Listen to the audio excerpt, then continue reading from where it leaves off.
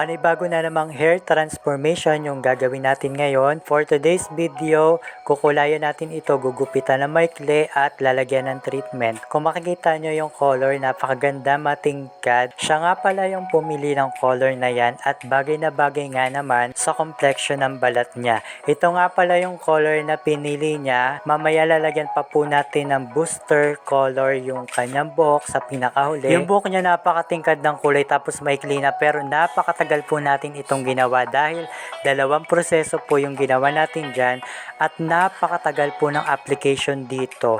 Sari-sari pong technique yung ginawa natin dyan. So after 48 years na plancha na natin ito yung kinalabasan ng buhok niya. Tapos lalagyan na natin siya ng color booster. Tapos ibabad natin siya hanggang kumapit yung color booster na nilagay natin. Sakto nga lang pala yung color na tinimpla ko dyan. Tapos ito na yung pinaka final result. Tingnan po natin. At gabing-gabi na nga po kami natapos dyan dahil parehas po silang napakatagal po namin ginawa. Kung mapapansin nyo dito, medyo one shade darker yung nakikita po natin para matagal po yung fading ng kulay. Pero kung makikita nyo yan sa personal, matingkad po yan at napakaganda. Kung makikita nyo, ang ganda na naging result. So pagbalnaw niya, ganyan pa rin yan, maganda pa rin yan.